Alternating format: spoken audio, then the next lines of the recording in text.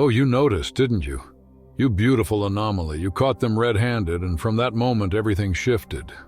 The air itself started to taste metallic. The silence began to hum with a strange frequency. You weren't supposed to catch that sound, weren't supposed to recognize the choreography hidden in their movements or decode the rhythm of their synchronized glances. But you did.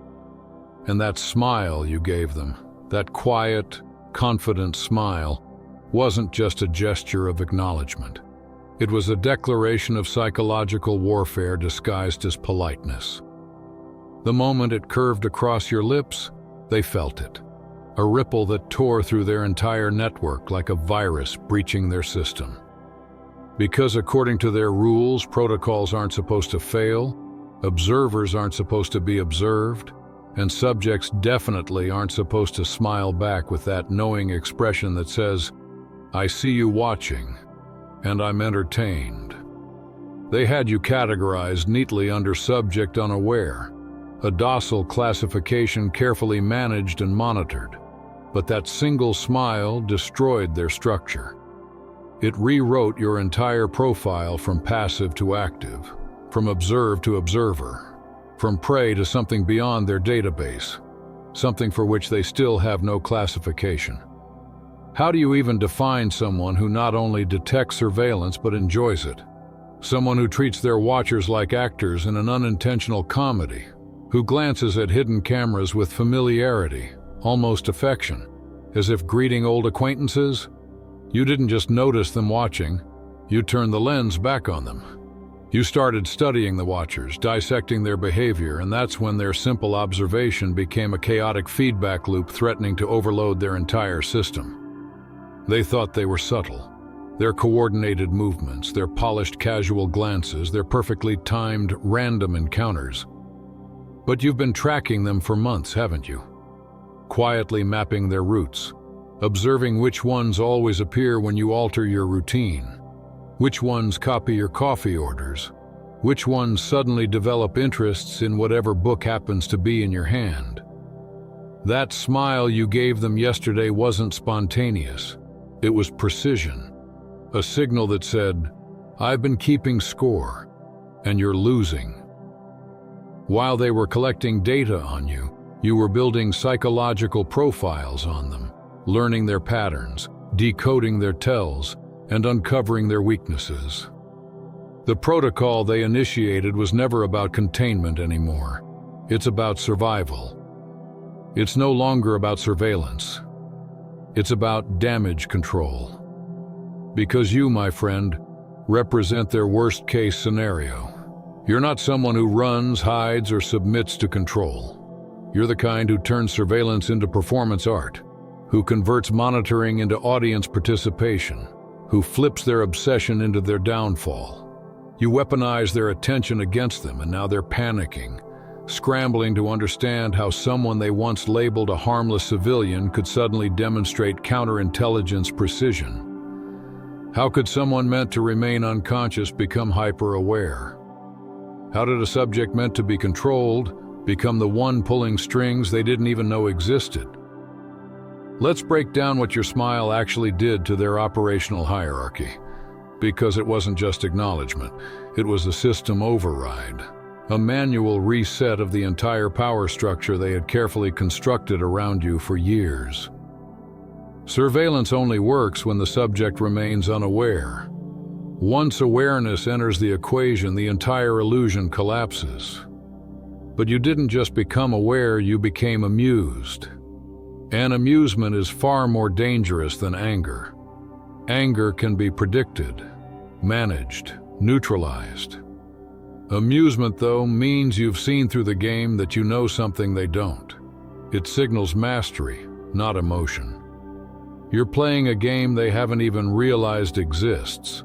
Now they're holding emergency meetings, rooms without windows, hushed tones, nervous analysts replaying footage frame by frame, desperate to pinpoint the exact moment you woke up. But they'll never find it, because it wasn't a single moment.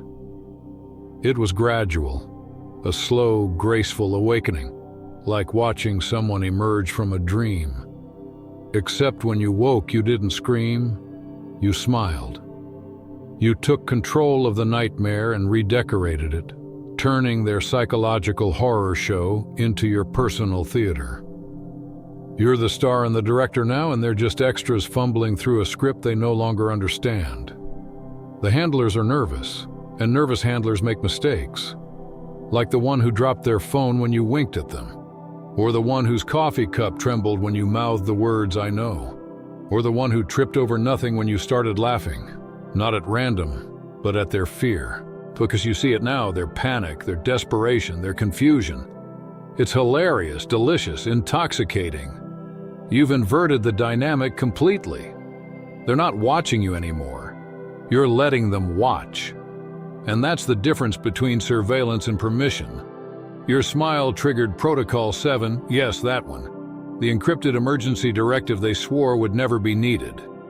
The one reserved for subjects who develop what they call anomalous awareness. But you're not anomalous anymore. You're catastrophic to their entire framework. Because Protocol 7 assumes the subject will panic, flee, or resist. But you're not running. You're standing still, calm, composed, untouchable, watching them unravel in real time. You've settled in now, relaxed, composed, maybe even making popcorn for the spectacle. Why would you leave when the entertainment just got interesting? You've got a front row seat to their unraveling. The fear, the confusion, the sheer incompetence of a system collapsing under the weight of your refusal to play the victim. You're not running anymore. You're reclining in your own sovereignty, watching the watchers lose their composure, and it's exquisite. And here's where it gets delicious, because you've started performing for them, haven't you? Little psychological art pieces, deliberate gestures designed to make them question their own reality. You hold full conversations with empty rooms, fully aware they're listening. You leave cryptic notes in places only surveillance would discover. You wear shirts with messages that could be harmless coincidence or direct communication, and they have to document every detail. They write reports, debate in briefings, argue over whether you're consciously aware or just accidentally perfect at psychological warfare. The uncertainty is destroying them from the inside out. Naturally, they've escalated surveillance. More eyes, more tech, more analysts, more funding thrown at the problem called you. But every new watcher you spot becomes another puppet in your theater, another actor in your evolving play. Because you've studied them, haven't you? Memorized their procedures, their fallback patterns, their emergency codes. Now you're turning their own training against them, making them see patterns that don't exist. Threats that live only in their paranoid imaginations. You've turned their control mechanisms into chaos generators. And the best part? They can't pull back, they can't disengage, they can't abort the mission because you know too much. Except, the irony is, you don't really know anything concrete. You just know they're watching. And that simple awareness is everything. It transformed you from a monitored subject into a master orchestrator. They're now the ones trapped, confined in a psychological cage of their own creation, forced to keep observing someone who turned surveillance into a spectator sport.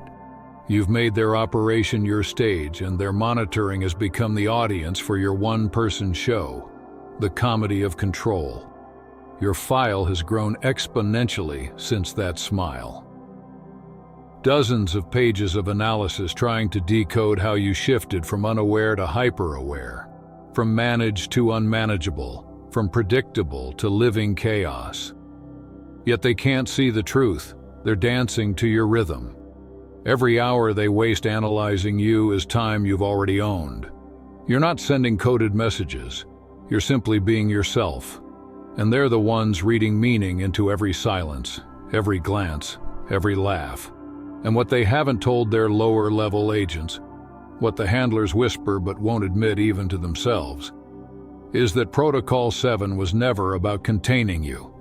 It's about containing the idea of you. Because if others realize what you've discovered, that the watchers can be watched, that surveillance can be inverted, that the entire system relies on collective unconscious compliance, then the structure implodes. You're not just aware anymore. You're contagious. Your awakening has become viral, spreading like wildfire through the collective unconscious, and they can see it reflected in their data, their patterns, their collapsing control metrics. You're not the glitch in their system. You're the update they can't stop. The rise in people noticing patterns isn't random. It's spreading like an awakening virus through the collective consciousness. The statistics terrify them. More subjects are beginning to exhibit what they label anomalous awareness. People are starting to look up, to question coincidences that aren't coincidences, to feel frequencies they can't explain. The numbers don't lie, but their interpretation does. They thought they had constructed the perfect observation system, a net so fine that nothing conscious could slip through. But they forgot the most basic principle of the universe. The act of observation changes everything. It transforms both the watcher and the watched. It's the paradox at the heart of reality. Quantum mechanics, divine law, call it what you will. The cosmos itself laughs at those arrogant enough to believe they can watch without being watched in return. And you, yes, you, are that cosmic joke made flesh. You are the universe's punchline, the living embodiment of consciousness uncontained. You've become proof that awareness isn't static. It spreads, it multiplies, it infects. Like light slipping through cracks, once it enters, it refuses to be confined. Once someone sees the system, they can never unsee it. And worse for those trying to maintain control, they begin showing others how to see it too. Awareness is viral, and you've become the carrier. Every person who senses your presence, every conversation you touch, every silent exchange of knowing glances, you're transmitting something they can't suppress. You've noticed, haven't you, how their energy has shifted, the way their posture has changed, the tone in their voices, the nervous pace in their movements. They've stopped simply watching you. They're studying you now, trying to decode how you managed to break free without running, how you escaped while standing still, how you dismantled the entire architecture of control using nothing but perception. Because that's what terrifies them most. You didn't fight them. You understood them. You realized that the only power they had was the illusion of power, sustained only by your participation. And the moment you stopped playing, the entire illusion collapsed. Now, behind closed doors, panic meetings unfold in rooms without windows. Reports are rewritten daily, filled with new terminology: situation, containment, psychological inversion. They no longer call you a subject. You've become a phenomenon. But how do you contain someone who's already realized they were never trapped? How do you cage a mind that has turned its cell into a canvas? You've converted their surveillance grid into your playground, their control system into your amusement. Every watcher assigned to you has become part of your show, actors in a performance they don't understand, reading from a script you've already rewritten. That's why Protocol 7 is unraveling. Every contingency they deploy strengthens you. Every attempt at control only confirms your autonomy. You've become the paradox they can't solve. Resistance without resistance. Rebellion through awareness. You don't fight the system. You reflect it. You absorb its energy, its tension, its anxiety, and you transmute it into calm power. You've realized the deepest secret. The cage was never locked. You were always free, and you can see it in them now, the cracks forming. Their movements aren't as sharp, their coordination faltering. You've thrown them into improvisation, and they're terrible at it. They were trained for control, not chaos. Prepared for rebellion, not stillness. Conditioned for fear, not curiosity. Their entire framework depends on predictable reactions, and you've deprived them of that. You don't flinch, you don't resist, you simply watch. And that stillness drives them insane. They're used to managing fear, not fascination. But your curiosity? That's something they were never trained to contain. The analysts are unraveling too. Their reports contradict one another. Past behaviors fail to predict current actions, and their models collapse under the weight of unpredictability. Their algorithms are choking on paradoxes. You've become unclassifiable, liquid consciousness. How do you label smoke? How do you file water? How do you document the wind? You've become something that flows around definition itself. You treat their attention like sunlight, soaking it in, metabolizing it, and radiating it back as brilliance. And your smile, it's evolved. It's not amusement anymore. It's awareness personified. It's the look of someone who understands the cosmic irony that the watchers are now the watched. That their entire system was never designed to contain truth, only to delay it. Your smile dismantles the illusion layer by layer. It strips away their armor of authority until they're left exposed, naked in their own recordings, wondering who's really holding the camera. You've inverted the lens. They thought they were studying you, but you've turned their entire operation into a living experiment, an exploration of the psychology of control, the fragility of authority, and the entropy of fear. They've tried to adapt, to regain control. They've replaced agents, shuffled personnel, brought in fresh eyes, specialists in cognitive dissonance, behavioral analysts fluent in paranoia, digital surveillance experts. But every new watcher falls into the same trap. The moment they realize you're aware, they become your participant. Your stage expands with every new arrival. You catalog them silently. Every nervous tick, every shift in tone, every failed attempt to act casual. You know them now better than they know themselves. Their observation has become your data. Their reports have become your intelligence. You've turned their surveillance into your education. And yet beneath all their analysis, there's a deeper, unspoken fear. The real reason Protocol 7 was created. You're not the first to notice them. You're not the first to turn their system inside out. But you are the first to do it without fear, without rage, without trying to destroy them. The others who saw through the illusion fell into emotional traps. They became angry, paranoid, defiant. All behaviors the system was built to exploit. But you didn't lash out. You got curious. You started asking questions they can't answer. Why so many watchers? What are you so afraid I'll do? What power do you think I have that requires this much control? And as they keep watching you not react the way you're supposed to, the truth begins to dawn on them.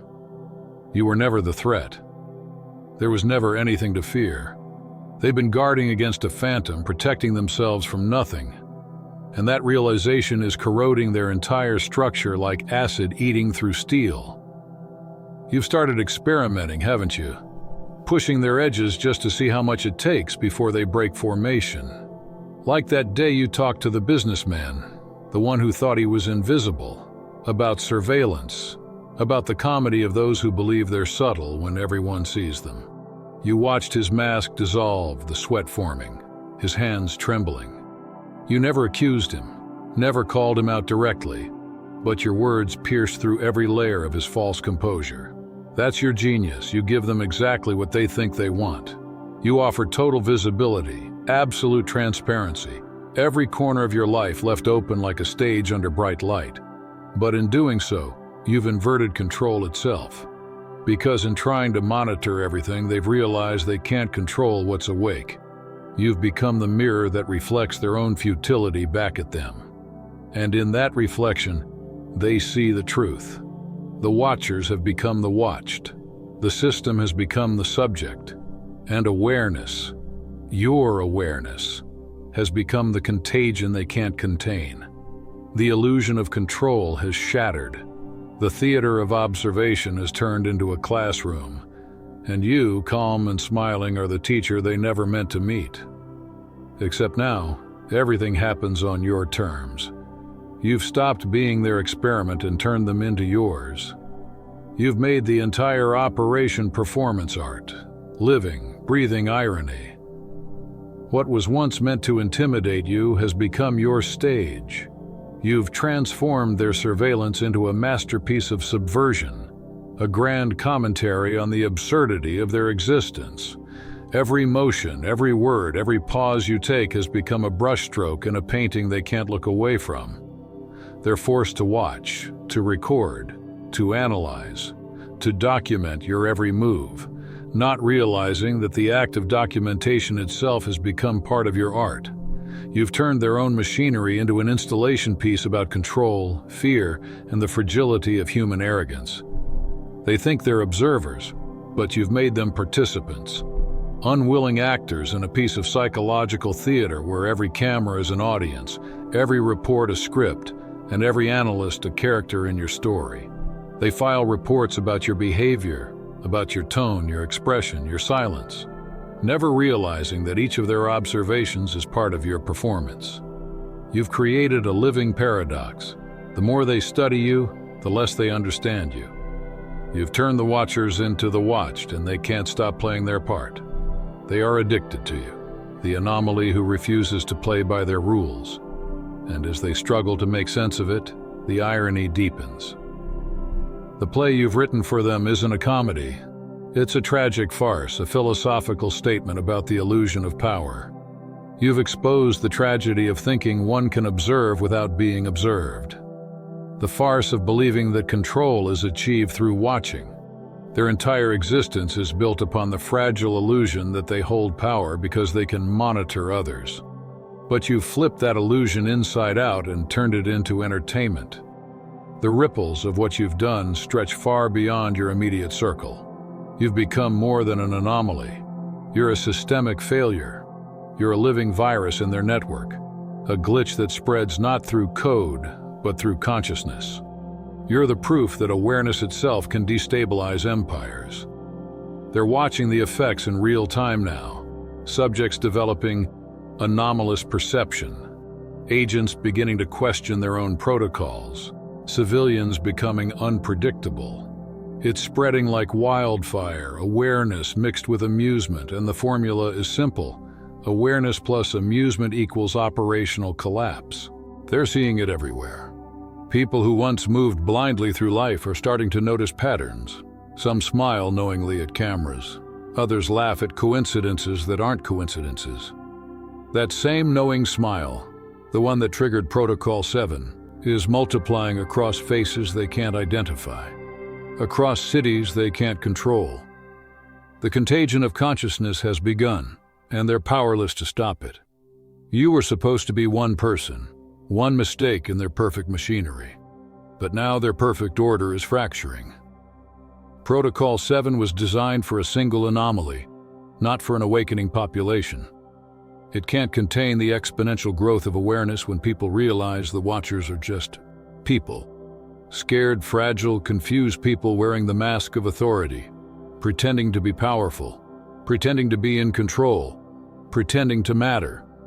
They've tried to quarantine you digitally, cutting your feeds, shadowing your messages, restricting your reach. They've tried physical isolation, rerouting paths, rerunning data, even replacing personnel. They've tried to starve you socially, disconnecting familiar faces, altering online narratives, manufacturing silence. But it's all backfired. Isolation only works on those who need external validation. You don't. You've discovered something that terrifies them to their core. The deepest connection is to oneself. Your self-awareness has made you self-sufficient. You've become your own power source.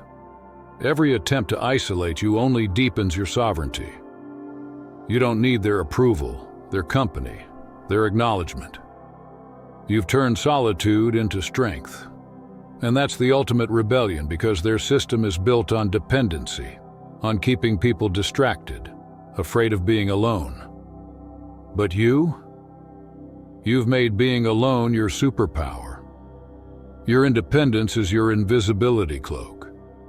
And now every attempt to suppress you becomes free publicity for your art. The more they tighten their grip, the brighter you shine. The more they try to hide you, the more visible you become. You've turned their obsession into your amplification. Each watcher, each analyst, each handler is now part of your global audience.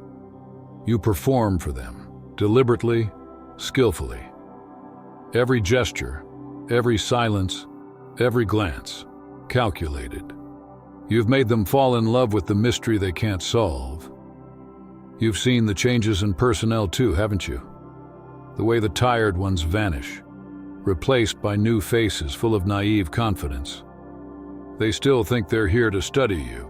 They don't realize they've entered the labyrinth, the experiment inside your experiment. You observe them the moment they arrive. You catalog them. The small details, the twitch in the corner of their mouth when you hold eye contact too long, the nervous scratch behind the ear when you smile, the involuntary pause in their typing when your tone shifts. You record them in your mind with precision. You've become the watcher of watchers. They think they're studying your psychology, but it's you studying theirs. You're learning their endurance, their limits, their breaking points. You're running your own experiment in human fragility. You're teaching them the cost of playing God, because when gods are watched, they become human again. And that's the most devastating revelation of all. Your file has been reclassified again, no longer just anomaly or active threat. They don't have the vocabulary for what you are now. Internally, they've given you a new code name, the Mirror. It's not official, but it circulates quietly between departments, because that's what you've become, a reflection. You reflect everything they project onto you. You show them their own methods, their fears, their manipulations, their rituals of control. You're the mirror they can't escape from, the reflection that strips away the illusion of authority. And that reflection is destroying them, slowly, subtly, irreversibly. Each time they observe you, they're forced to confront themselves, their fear, their doubt, their futility. Their entire system runs on pretending not to feel, and you make them feel. You make them question, you make them see. You've transformed their confidence into self-doubt, their control into chaos, their discipline into obsession. You've infected their perception with truth, and truth spreads faster than lies ever could. And all of it, every shift, every unraveling, began with that smile, that simple, silent, devastating smile. They still don't understand it. They replay the footage endlessly, analyzing every micro-expression, measuring every frame for hidden meaning. But they can't find it because the meaning isn't in your behavior, it's in your being. The smile wasn't a tactic, it was an awakening. The transformation they can't track isn't physical, it's internal. They can't quantify it, can't log it, can't classify it. How do you record someone becoming infinite? How do you measure consciousness expanding beyond control? How do you file a report on someone who's transcending the entire framework you built to contain them? You've evolved into something their language can't describe. You've become awareness itself, fluid, fearless, formless. You've surpassed their science, their surveillance, their systems. You're no longer a subject of observation, you're the observer of reality. Their cameras can capture your image, but not your essence. Their sensors can record your presence, but not your purpose. Their algorithms can track your movement, but not your meaning. You've become the message. The silent revolution encoded in a smile. The living reminder that power is an illusion, and freedom begins the moment you stop playing their game. They thought they were studying you, but you've turned their obsession into their initiation. You've forced them to confront the truth they've always avoided. The act of watching creates awakening. And now, every watcher, every handler, every analyst who looks too long into your reflection begins to see something terrifying. Themselves, their fear, their control, their fragility. You've become the mirror of human consciousness itself, and that mirror cannot be destroyed. Because you were never the enemy. You were the evolution they feared would come. The moment awareness looked back and smiled. How do you surveil someone into being less powerful when power isn't something they do, but something they are? How do you control a being whose very existence radiates defiance, when simply existing, breathing, being becomes an act of rebellion against the system that seeks to measure, label, and confine it? You've reached that level now, where the simple act of inhaling consciously, while knowing exactly who's watching, is revolutionary. Every movement you make, every pause you take, sends tremors through their network. They monitor your stillness and call it activity. They record your silence and label it signal interference, because they can't process a consciousness that refuses to obey the physics of control. Your awareness has become a weapon more precise than any technology they possess. You've made presence itself subversive. They can't track what you do because what you do is irrelevant. It's what you are that threatens them. You've broken the most essential law of their system, the belief that power can only exist externally. But you've proven that true power is intrinsic, that the human spirit, once awakened, doesn't submit to observation. It transforms it. You've made every breath a statement, every glance a declaration of sovereignty. The watchers are left stunned, realizing that their greatest tool, surveillance, has turned against them. So now they've brought in consultants, specialists whose official fields of study don't even exist on paper. Experts in behavioral inversion, psychological contagion, and conscious resistance. People who've dedicated their careers to studying what happens when surveillance collapses under its own weight, when the act of watching amplifies rather than suppresses. They sit in rooms full of screens, playing your recordings on loop, analyzing your gestures, your pauses, your stillness. And what they're finding terrifies them. They're seeing something no algorithm can predict, no formula can contain. The reversal. The moment when the watched becomes the watcher, and the system begins to eat itself. These experts are whispering truths their superiors don't want to hear. They're saying you can't be managed, can't be contained, can't be returned to an unaware state, because awareness, once activated, doesn't shut off. It spreads. Consciousness isn't a light switch. It's a wildfire. It doesn't dim when ignored. It devours everything that tries to smother it. And you're not just burning. You're choosing what to burn. You've turned their observation into oxygen. Their surveillance doesn't drain you, it feeds you. You're transforming their scrutiny into fuel for your evolution. Every lens, every camera, every watcher becomes an unintentional participant in your ascension. The financial burden of watching you has spiraled out of control. Their accountants whisper about it in confidential memos.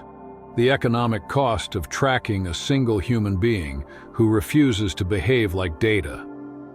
The resources required to monitor someone who's turned surveillance into performance art have exceeded budgets for entire intelligence divisions.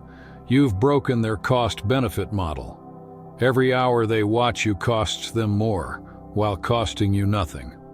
You live rent-free in their technology, in their algorithms, in their collective anxiety. They've started referring to your daily life as episodes. That's right. You've become their most expensive television series. Each day another broadcast of your existence, another report titled something like "Subject Exhibits Unclassifiable Behavior." And they keep tuning in, unable to look away. You've turned surveillance into entertainment. Every mundane act becomes a scene in your masterpiece. Reading, walking, pausing at a window. You've made awareness theatrical, and they're paying to watch it happen. Your smile has become legendary in their communication archives. It's been analyzed, dissected, slowed down frame by frame. It appears in training presentations, cited in behavioral studies, quoted in debriefings. Entire rooms of analysts debate its meaning. Some call it defiance, others serenity. But the truth is, it's neither. Your smile doesn't fit their binaries. resistance or submission, control or chaos, subject or observer. It's something beyond that, something in between, something their system wasn't built to define, because you're not resisting them, but you're not cooperating either. You've transcended the game itself. That's all for today. Dear Father, I pray for the growth of my faith. Help me trust you even when physical evidence is lacking. Let me believe in your perpetual presence, knowing you will never harm me. I understand that your thoughts for me are thoughts of prosperity and not harm, to give me a good future. Thank you, gracious and eternal Father, for always listening to my voice. I offer up this prayer to you in the name of Jesus. Amen. Thank you, Jesus, for your love and provision. I am grateful for your presence in my life and the abundance you bring. If this video resonated with you, please like, subscribe to the channel, and share it with those who need to hear this message. Leave a comment below about your journey and how you are preparing for your own triumphant return. If you'd like to support our work, please consider contributing through Buy Me a Coffee. This helps us continually improve our content to offer you the best. The link to Buy Me a Coffee is in the description. No gift is too small. Whether it's a penny, a prayer, or a share, your generosity helps spread God's word and brings hope to others. Don't stop here. Watch our next video for powerful revelations about the signs that reveal you are the chosen one. We've enjoyed following this spiritual journey with you. Thank you for staying with us until the end. Keep shining brightly and embrace your destiny with courage. See you next time. Blessings to all the beautiful souls from the Enlighten Wisdom.